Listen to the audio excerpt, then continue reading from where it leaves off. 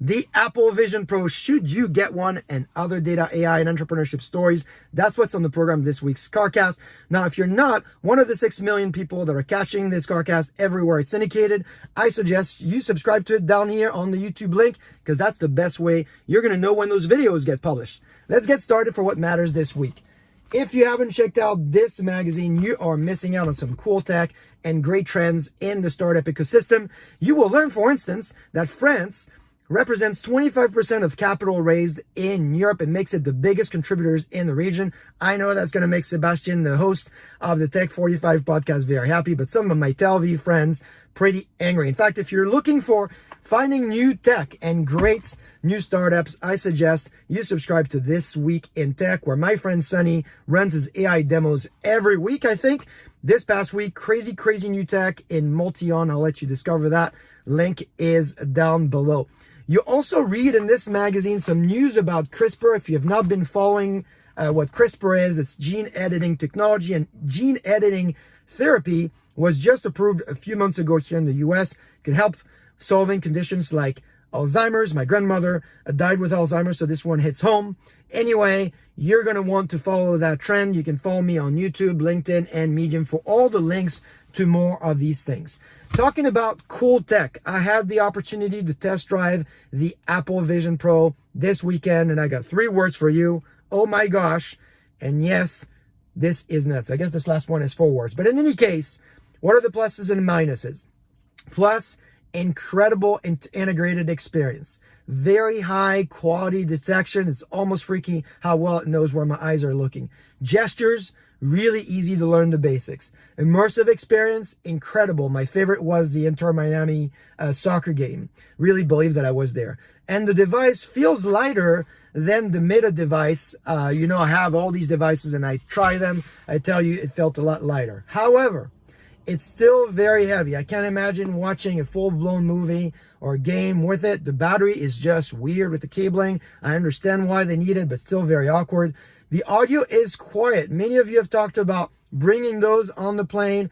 I don't think that use case will feel as good as what it sounds. The built-in speakers just are not loud enough, in my opinion. And then finally, the price. Everybody's talked about that. I get it. It's V1 product, but still $3,500 before tax. It means it's going to be over $4,000 for some of you, depending what your local taxes are. So if you want to catch up more on that, I'm going to put the video, of course, up here for you to have a good laugh about it. Now, I'll tell you who's not laughing these days, and it's entrepreneurs, because it's a very difficult job. I've done 3 startups myself, and I can relate to this blog, the 5 tests CEOs and founders will have to go through when they are building their businesses. This is a list that's compiled by Joel Arnold of the Union Square Consulting. 5 phases. I think everybody will identify to them. To be honest, I think we have an opportunity to also simplify it down to probably 3 phases, 3 big questions that you're trying to answer when you're building a business. In my opinion, the first one is really about the need and the team fit. Does this market really need to solve this problem this way with your solution? Do you have the team that's there to build it? The second phase is about testing, well, how do we position this? Do we know how to generate top-line revenue with what we've built? And then the third phase is really about profit. It's really about impact fit, in my opinion. Does our solution solve the customer problem with a 10x impact so we can make profit? And how we sell it allows us to establish pricing power and build around our moat. Now, this last term, the moat, is an overused term in the industry. Many of you have asked me to cover it, and I will in a subsequent CarCast. So follow me on this channel for more. And then, of course, if you got comments or any ideas, you can add them in down here, but you could also send them to me via DMs, like many of you have done that. Now, if you're looking for people that know about these phases, if you want to learn from a CEO that's built a company from scratch, you got to follow Crowdstrike CEO George Kurtz.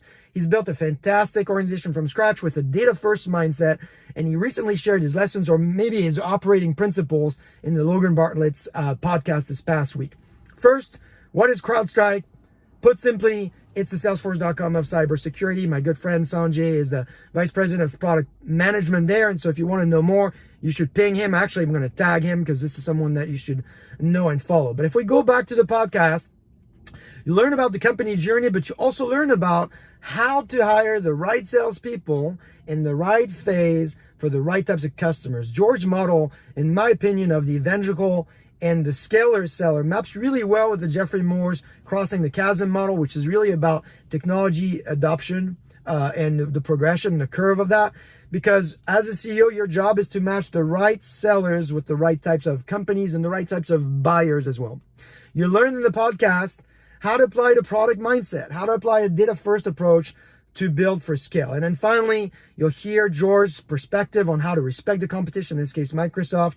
And it reminded me a lot of Guy Kawasaki's philosophy. All in all, a great podcast, but perhaps more importantly, a great leader in George, which I hope you'll start following as a result of today's highlight. Now, speaking of people to highlight, if there's only one tech leader that you have time for this week, I would say it'd have to be Chitin Mehta, who's the CIO of Wells Fargo, recently shared his experience on how to deploy LLMs at scale, and there's a lot that you can get from that piece. The company's virtual assistant, an app called Fargo, has handled 20 million interactions, on track to do 100 million interactions. The app is fairly sticky and around 2.7 interactions per session. Wells Fargo's notable success principle: one AI model won't rule the world. Now, this is on the background, as you might have seen this past week, research published by VentureBeat that highlights that almost 60% of you run 5 or fewer models. In fact, that number hasn't grown subsequently over the last 2 years. Just 19% of you feel proficient with how models generate content, and only 25% have deployed generative models to production. We're still in the very early curve here, and some of you have actually called it out on my post this past week.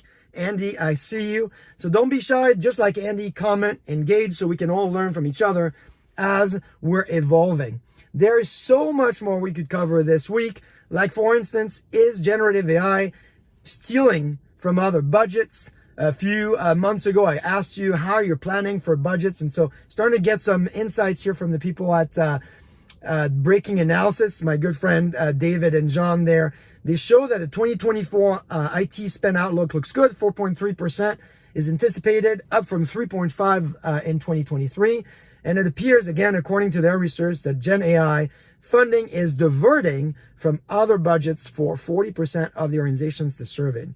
And finally, if you didn't catch the All In podcast, last week, Freiberg did an exceptional job, in my opinion, describing what's happening in the media industry. This episode is down in my blog if you want to check it out. Hopefully all of this is useful as usual. I will see you next week. Oh my gosh. I love Alicia Keys too.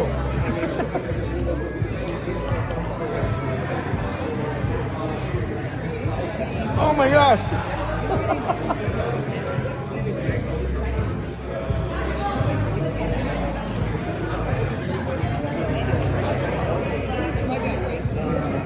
That's nuts.